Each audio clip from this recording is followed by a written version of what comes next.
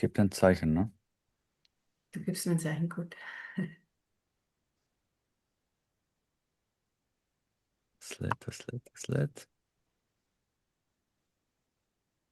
Hello and welcome everybody to the 9th episode of our Piece of the Puzzle podcast. We are back from our summer break, very refreshed, with an outstanding guest to start a new season. We're here today for an episode that's called From Belgrade to Banja Luka, Power Play and Peace Work. And it's a conversation with Julia von Dobeneck.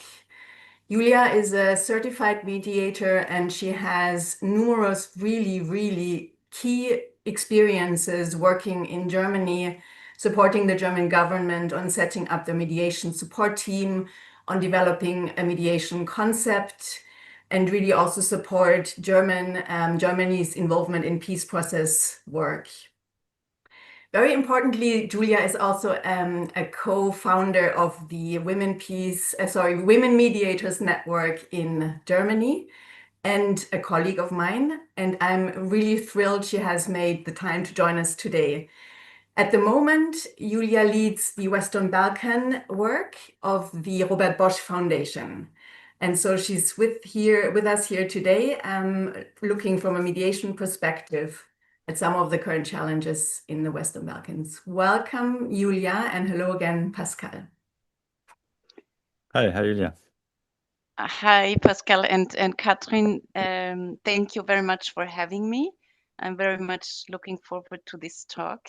As Katrin already said, I feel invited as a mediator, talking mainly from my mediator's expertise, but of course also bringing in my observations on the Western Balkans. I would not consider myself as a Western Balkan expert, actually, although I'm working on it, and this is due to two reasons. One, I still consider the region as a very complex one. In order to follow all developments, you need to follow at least 6, if not 7, domestic political developments. That's one reason. And the other reason is that given that I am working for a German foundation that sits in Berlin, I always feel a little detached from the region, although I travel there often and I of course speak to many different actors. I still have the impression that it is not upon me to judge on what is going on or to develop the true expertise, because I always feel this is coming from the people in the region.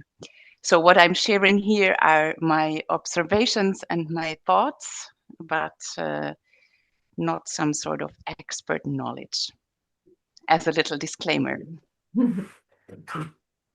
Thank you, Julia. Perfect. So I think probably not everybody who's listening is an expert on the region, neither myself, actually. So maybe can you give us an insight? What dynamics and trends do you observe on a regional level? Yeah, this is of course a very broad question. As I said, there's at least 6, 7 internal domestic dynamics and trends. Overall, I would say one, that the region once again faces geopolitical power struggles that play out right there. And still there's a very low attention, like public attention, but also from the international community, if you can still call them international community. I'm not sure whether this is one body. I don't believe in that anymore. I never believed in it, but okay. The region is nearly never somewhere in the public discussion. Now the Serbian protests reached at least the German public broadcasting channels, but that's it. That's the one thing that I'm observing. The second thing, and I think we will come to that, is that from my observation, there are severe political challenges in Serbia, in Bosnia, and in Kosovo. Some even call it crisis, like internal crisis, and that of course affects the entire region. And the third dynamic or trend I would like to bring up is that I see or I observe the divides among societies increasing or deepening, which of course makes peace work more necessary. But then again, the question comes up, there has been peace work for 30 years. So what are we currently talking about? Some of our main terms and main formats and methods have been used for 30 years, and many people say with no result.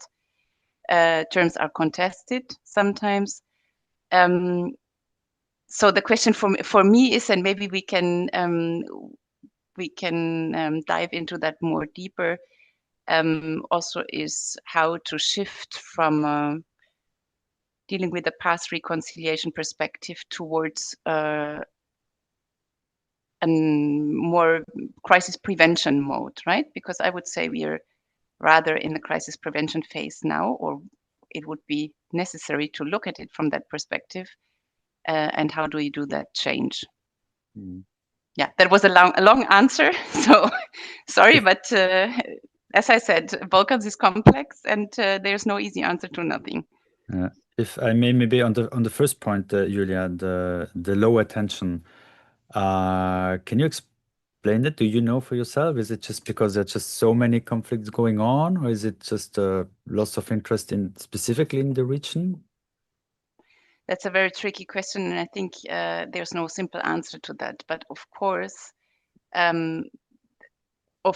looking at the ongoing crisis and wars around us, there's nearly no chance to bring the Balkans up because, I mean, there's no shooting taking place. There are no dead people. We are not at that stage at all.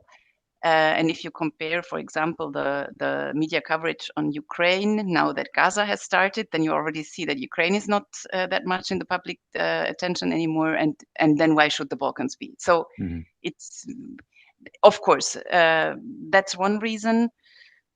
Politically and also from the European side, I still have the impression, and this is the only criticism that I will share here, that from the side of the from the EU, let's call it like that, there has been for many, many years a focus only on EU enlargement and seen from a very technically and bureaucratic perspective.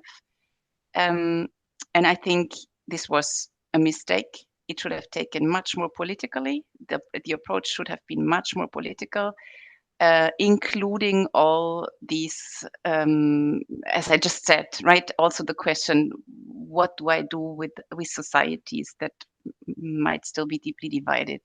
What does it need? In my opinion, it's not enough to talk about chapters to be opened and closed and all that, right? Plus a clear political will behind the approach of taking these countries on board. Yeah, I think we're diving right into some really, really complex questions. And I think what you mentioned, Julia, in terms of the division in society that is actually increasing, and sort of the notions we have around reconciliation and peace building. I hope we can talk a little bit later about it, what it means, and also looking back, as you said, it's 30 years. So what have we done in 30 years? What have we, where are we now? Actually, sort of looking a little bit back. But as it is such a complex region in itself, I think it makes sense to maybe divide it a little bit into the countries in particular, looking at your thoughts on some of the work you're doing. So maybe we can start with Serbia, and if you want to give us a quick outlook on what is happening in Serbia actually at the moment. Yeah, I gladly do that. I mean, most of you will know that there are protests going on in Serbia, which have started in November last year after a canopy of a train station collapsed and 16 people died. That made, especially, or in the forefront, made students take the streets, demanding for transparency about how the renovation and the construction work was done around the train station, and also requesting the involved politicians to take responsibility for that. This did not happen, at least not immediately or only partially. And the protests broadened, were joined by professors, were joined by pupils, were joined by teachers, and over the months were also joined by farmers and a very broad representation of the population, if you want. They do not take place only in the capital, but also in small cities. Are very, if you want, beautifully organized, because you will never discover a leadership or spokesperson of these protests, but still they seem to be very organized. So to me, from an outside perspective, this is always very fascinating. How do they organize themselves? And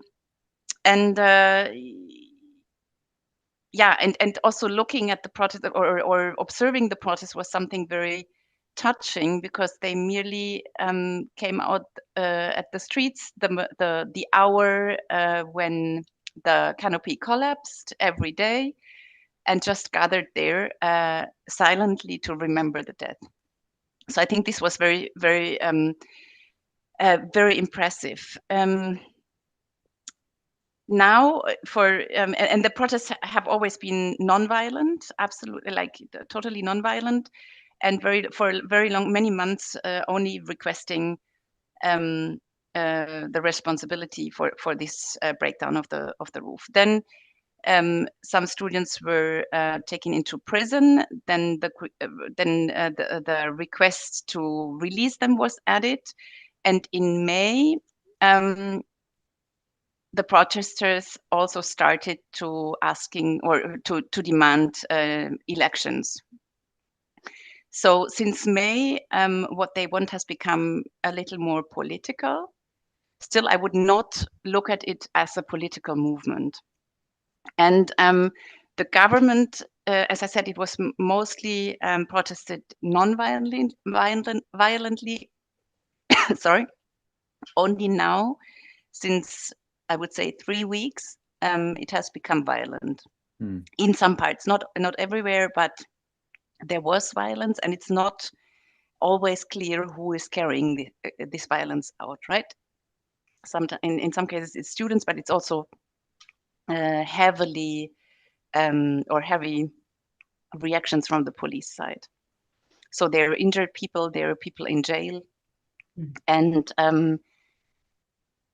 I think the government is in a difficult position, because 60% of the population is supporting the protests, and their own majority is decreasing, I would say. I think only 40% is still behind the government, or behind the government and Vučić's party. So yeah, the big question now is what happens next? From the EU side, just these days, there were rather sharp comments for the first time, I would say, to treat the students according to the law, and a little more sharp reactions, but I think everybody is observing, and everybody is asking herself, like, what is coming next? What is this leading to? Yeah, so what is this leading to? I think with the professional bias of mediator, one would think this should be leading to dialogue. Yeah, is there space? Is there need? Is there space for dialogue? And if, where is it? Yeah, that's a very Maybe I can just interesting. add, what Yeah, are there some support structures in place in the country that could help and come in and support a dialogue? That would be another maybe a sub question. yeah. I mean, we and Pascal, you framed it rightly. We as mediators always think, okay, there's a conflict. No, so now please dialogue and solve the thing. I'm not sure, and I try to look at it from if you bring in the ripeness concept, right, which we are all aware of. Then to me, the first question would be, is there a mutually hurting stalemate? I'm not sure, to be honest. I would say the government side is not that much under pressure still, in so that they would have the need to move towards the students' demands. Okay, which means On the on that side, no room for dialogue. Because you said ripeness and then no stalemate yet, which means maybe not yet ripe for dialogue. Is that what you mean? Yeah, I would add a few more factors on the government side. No, on the protesters side, maybe. Then you would have the question of do they see a facilitation or dialogue as a way out of the situation, which is a lot related to trust. Would they trust? Whom would they trust? To me, there's no facilitator who would come to mind who would immediately where I would immediately say, okay, this would be the body or the institution or the mediator the two sides could trust. But then also, I'm not sure whether they would trust each other, because there have been attempts to dialogue a few years ago when it was about election and election reform, and this went horribly bad. So not sure about that. Plus, a very interesting thing I think is the protest movement is not doesn't have a spokesperson. For good reasons, because so far, because probably spokesperson would also be immediately defamated or attacked. But it also shows that the protest is not that much, let's say, organized with a hierarchy and clear responsibilities and all that. And this is also a question related to when they're now demanding elections. And the question is, would they become a body which wants to be elected? And if yes, what program would they come along with? Nobody knows, right? And I also think that they're not united behind political goals yet, right? They're united behind the rule of law requests and the question around corruption, but there have not been that much more other topics. It's really interesting, I think, because it opens this whole question of protest movements and how dialogue can or cannot happen. And I know, I mean, there's several organizations also right in Germany who research this, because I think it is also for mediation work, it is also like a new space in a way, looking at, is there actually space? As you said, so there's a couple of issues that are not there that we look for when we are in a classical mediation setting, which is ripeness, or sort of the unity of the parties, which in this case, in a protest movement, often is not there, right? Because it's just, there's a certain value that people share and certain principles why they protest, but that's about sort of what brings them together or not. So that's really, really interesting. So when we look at what's happening in Serbia, in particular with this political crisis and to some extent that instability as well, maybe politically speaking, what is the effect you feel on the region, on the wider region, or the more, the specific region, the countries around it? What are your thoughts? Yeah. Maybe just one last thought on the question of whether a dialogue would be possible. I mean, as always, one would probably need to assess the situation and then think of is there any protest movement internal dialogue as a first step, maybe the thing to consider, and then of course they would be needed to. One would need to ask them, like, is this something that you even want? But okay, full stop behind that. Yeah, the effects on the region.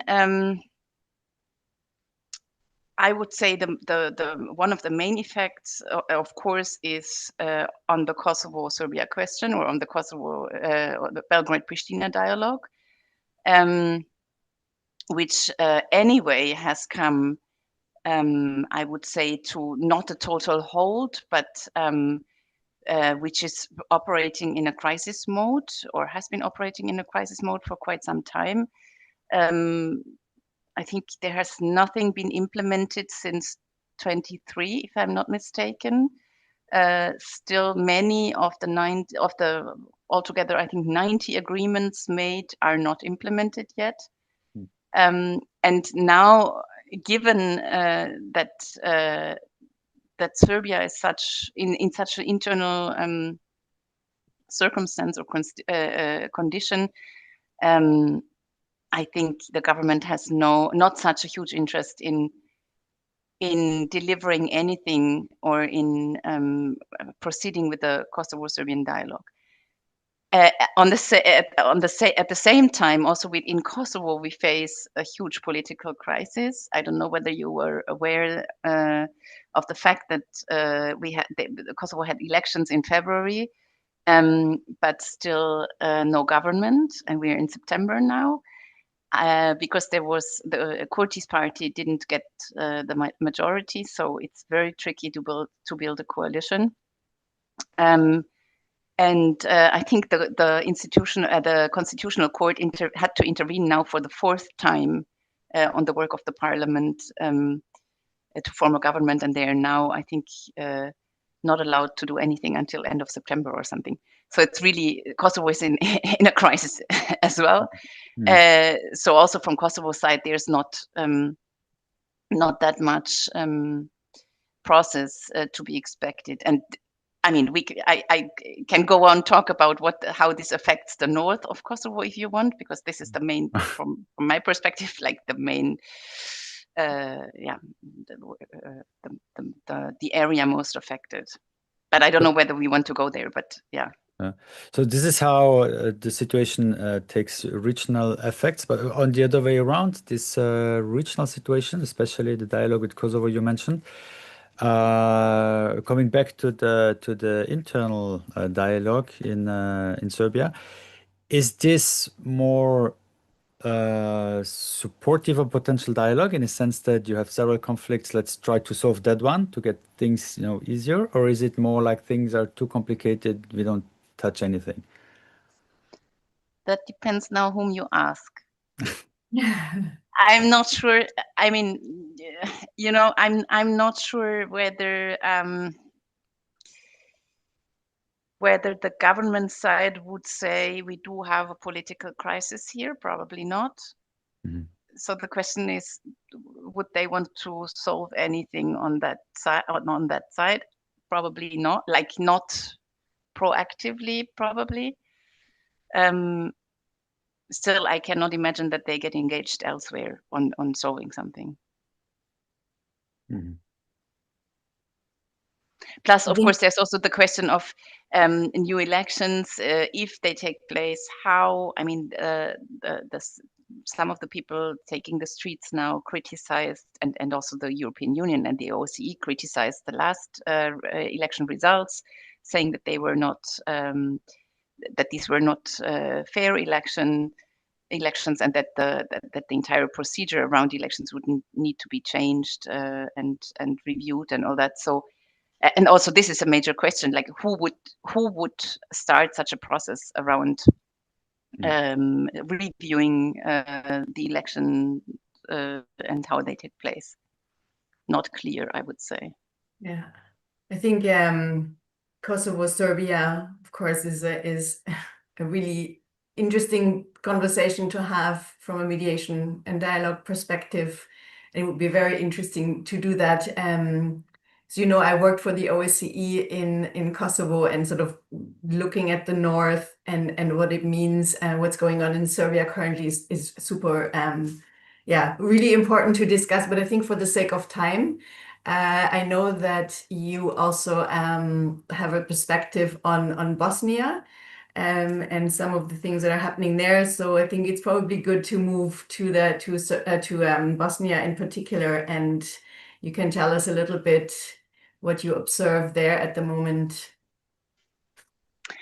Yeah, when it comes to Bosnia, things always get even more complex, I think. And this is due to the constitution, I would say. As you might well be aware, the Dayton Agreement and the way it is implemented means that there are many political bodies, and everything is always divided in three, representing the constituent people. So all this has, for many years, in my observation, already led to a political deadlock in many questions, especially also on when it comes to the EU path. And now we face an even more tricky situation, I would say, or Bosnia faces, not we, Bosnia faces an even more tricky situation because the president of the Republika Srpska, which is the Serbian entity, has been sentenced to 1 year in prison, which was then changed into a fine, which he paid. And the Bosnian court stated or decided that he is not allowed to take any political position for 6 years anymore. And this is because he disrespected or disregarded the decisions made by the High Representative Christian Schmidt. Now the question is, there were also several laws amended and changed. One within the RS, stating that no decision of the High Rep has to be respected or followed within the RS. And on the state level, Christian Schmidt amended, among others, the criminal code, stating that whoever does not amend what he is saying or doesn't implement his decisions can be brought to court. So if you want, one could describe this as a power struggle, which is obviously is. But the situation we are in now is that Dodik within the RS is still, or can still be seen as the legally elected president. But from the national perspective and the national legal perspective, he's not anymore. Which leads to the schizophrenic, if you want, situation that he is still there. He now rebuilt his government. There's a new prime minister. There's other ministers in place, and the national level or the Bosnia and Herzegovina institutions, of course, do not respect the new government, or are just saying already that the non-existent president brings new prime ministers or ministers in is just an illegal act. So very tricky situation. Dodik decided to have a referendum, I think in October, to let the Serbian entity decide whether the decisions on the state level have any impact on the RS level. Then there will be probably elections, and I have no idea what the turnout will be. Let's see. And then Dodik as well threatened with another secession attempt, saying that he will also ask the people to vote on whether the RS finally becomes independent or self-governed. So a very tricky situation, I would say, and I have no idea how this will develop. Yeah, we can see that it becomes quickly complex and very dynamic. Maybe if you take it from a little bit the broader perspective, you said in the introduction, Julia, you said that maybe for some observers for 30 years there are no results and so on. But how do you see that now? It has been 30 years since Dayton. Um, some say no results, few results, but I guess still we moved since then. Is the situation? What do you see? What is remaining issues from that process? Where do we stand on that? On the more broader peace agreements and peace building process? Yeah, also not an easy question, I would say.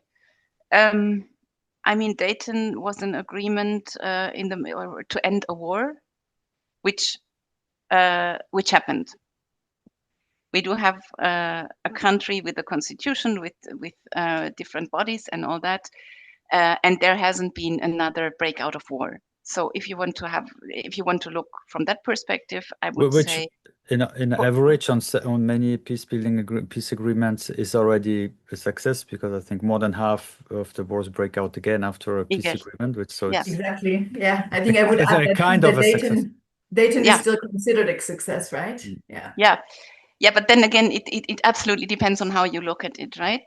absolutely. Yeah. Is it a success if a country continues having three different constituent people living, in some cases, like in parallel institutions, going maybe to different schools, not sharing the same history books, and not sharing the same narratives? Um, I'm not so sure. And I think this is very not simple to answer, but I think you can observe towns and regions within Bosnia where the divides are still there. And now, with all this political escalation, also the overall, I think in the entire region, as everywhere, nationalistic rhetoric is is increasing a lot, and all that, of course, falls on a ground which is still divided and still very much affected by war trauma. So I'm speaking to many people, also not only in the capital in Bosnia, who are telling me they're still heavily war traumatized. Whatever happens on the political level, whenever we talk about secession or threats come up or military parades and all that, they're frightened. So difficult question, I think, and I think this is these divides risk to be even deeper now, given the current situation. Yeah, exactly. And I think what you described in terms of what's happening politically actually shows how deep the divides have come, because now it is a legal battle. It's not only sort of a societal or political opinion battle, but it has become a legal battle. So it's institutionalized in a way, right? Sort of divisions are institutionalized.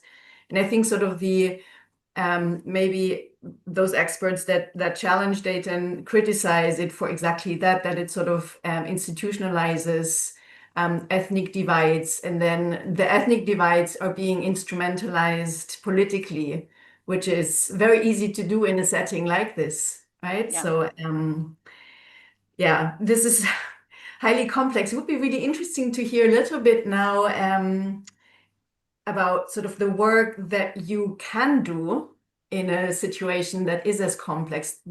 Because I think even if we're not experts on the Balkans, we also know that it has a really strong civil society, that youth-led initiatives are quite strongly represented, I think, all over the Balkans. And it's also thanks to some of the attention, not enough, but after the war, there has been some support to civil society. And civil society has been traditionally strong I feel, in the region.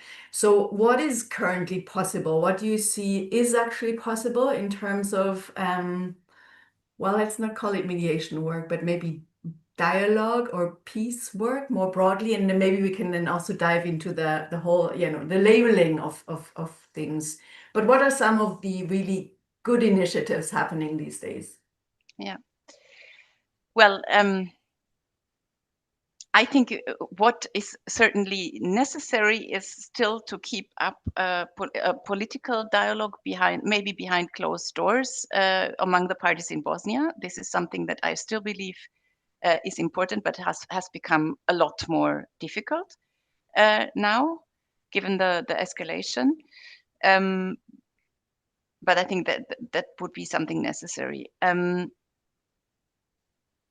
What we support from the Robert Bosch Foundation side is initiatives that bring people together and try bridging divides, and in very, very different, let's say, setups and very different approaches, not necessarily calling it peace building, not necessarily calling it reconciliation, but still working on where do we have shared narratives, how can we accept each other's opinions, how can we learn to constructively dialogue, how can we learn to think critically about our past.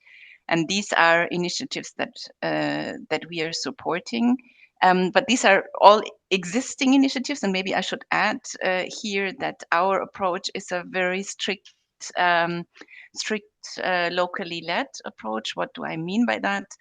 That it is really not us knowing or deciding what is needed, but rather taking an explorative approach and searching for the actors and people who work on bridging divides and who are engaged in that.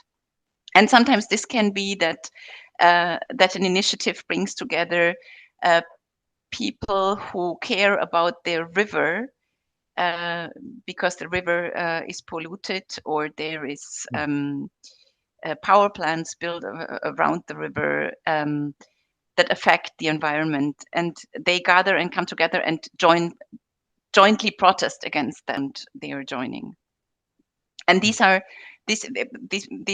people who are already there and who don't come from the outside. Mm-hmm. So it's not particularly, if I understand you well, mediators to like connect people on the specific issues we discussed earlier. It's more identifying like positive, constructive local initiatives and supporting that with the idea that this will then spread and take further in the society. Is that the approach? Yeah, I would describe it like that. In some cases, of course, there's also maybe dialogue facilitation taking place, but it's not that often the case. It's rather this joint approach, inviting from all sides, discussing, and becoming active. I mean, when I already used to work on the Balkans back then in Kosovo, and left in 2015, and always had an eye on Bosnia. And back then I remember that everybody was always saying, our good people are leaving the country. There's no one left. Everybody's frustrated, and and there's no. Of course, the economic situation anyway is horrible. But nowadays, I have the impression that the younger generation is taking action, and they're not, and in a totally different manner or a different way. They're not that much interested in talking about the past. They're not interested in talking about reconciliation. They're not interested in talking about peace building and all that. As I said in the beginning, that makes it on the one hand also more difficult, but on the other side, they're much more interested in doing something and doing something together, and in a very pragmatic way in some situations, which I really can only appreciate. I think, Julia, this really points to two thoughts. One is that there's a whole generation that is born after the war, that is, as you said, very active and engaged and has a different focus in what some of the challenges are. And it's more maybe economical as well in terms of unemployment and social security support like that. And the other thought is, which I always find interesting, and from my experience in the Balkans and elsewhere, this is really important as well. It's not necessarily the coming together and talking, but the coming together and doing, instead of more doing like a project mediation almost, where you also don't label it like this, but almost in just, as you said, there's an interest in, for instance, environmental work, and then you work on something together to improve the quality of the water that you access, and it has nothing to do with mediation, but it actually has. Yeah. I think it's really interesting, and it brings us maybe to a little bit to the concepts and to the definitions and to the, I feel sort of in hindsight, looking back at the work we've done with the OSCE, that it's always so important to label certain things a certain way, because this is how we work as organizations, right? I mean, we have like a project plan, and this is how we define it, and this is how we measure it. And then, but when you work with it, you also realize it's narrowing, and it's also categorizing in a way that I feel people don't want to see it like this. There's not, of course, you don't want to be called like you have to peace build, because this is not, you don't feel like you're living actually in an actual conflict at the moment. So I think this is also maybe this mindfulness, and I feel maybe Robert Bosch has also made really headways in a way from other organizations to not label things so strongly in a certain way, but giving more space to let, well, locally led initiatives label it or not label it at all and just do things actually. Yeah. Which also makes it more difficult, if you want. What you were just saying, of course, we giving money or funding someone, you still need criteria. Like, how do you select them? How do you afterwards construct your argumentation why you're supporting them and all that, right? And that makes it that difficult. That's oftentimes why you need all these labels, why you need all the vocabulary to somehow bring a logic into that. And we try, and you're absolutely right, we try a little bit the opposite, letting things develop. And we, of course, and the main thing I think we invest is trust. And a lot into relationship work. We really regard our some call them grantees, we call them partners. I think that's where it starts. So we invest a lot into the work on the relationship level. And interestingly enough, as you said in the beginning, that the entire Balkans is a very rich civil society activist region, if you want, right? Still, what you can also observe is that many of the organizations, and that's absolutely logical, but developed all their programs according to the programs of the donors. And only offered what the donors wanted to hear. And I would say there's even a huge bubble, which is now, of course, falling to a very, very hard ground, given that there's not that many donors left investing in the Balkans. And then latest, at this point, the question comes up, okay, but what have we all done there, right? We brought, we asked them to work on different topics, and then they developed themselves towards that, but maybe this was not even necessary, or it's totally disconnected from what the community needs would be. So we really try to navigate in this very, I think, challenging environment, and to take our time, and it's mostly about time. And I must say, of course, coming from a private foundation, having the privilege to invest time, which no public donor has, is fantastic. And then it's very interesting, after 4 months of somehow developing things together, it turns out that the most important thing the organization needs is time for strategy building, time for retreats, like own retreats, time outs, because most of them are burnout, are having like they're not burnt out and not all have heavy burnouts, but on the way to that because they have been active since for years. Plus learning how to integrate new and young people and to hand over from their leadership role to others. And it is not that much about activities. And sometimes it's also a talk about, okay, is there a way to, like a responsible way to let this organization maybe die? Because there's no need for it anymore. This is of course not nice, but I think if you really dig deeper and ask like what is the real like the real need and what is really the thing you want to do, then very often they come up with I need to step down or I need a timeout. Sometimes it needs space for something new to emerge. Yeah, exactly. True. Good. So, Pascal, do you have any burning last question for Julia now that we have her? Well, I was thinking about how to wrap this up. We had a very interesting overview on the region, on Serbia, Bosnia, and a little bit about Kosovo. Maybe I put this over to you, Julia. How do you want to wrap this up? What are your hopes? I don't know, entry points for the future, for dialogue, for for the next, what should we say, few years, 5 years? Well, I would really like to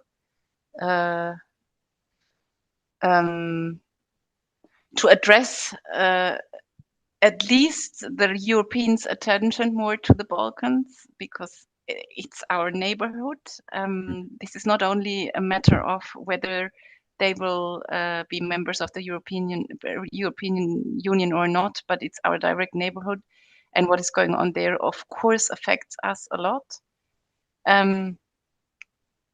I would also want to say that we can learn from them a lot. Now, given that the European countries are facing similar challenges with societal divides, nationalistic rhetoric and all that, we do have experts in the Balkans who have been working on that for years, always trying to reach out to all different sides, and I think we can only learn from them.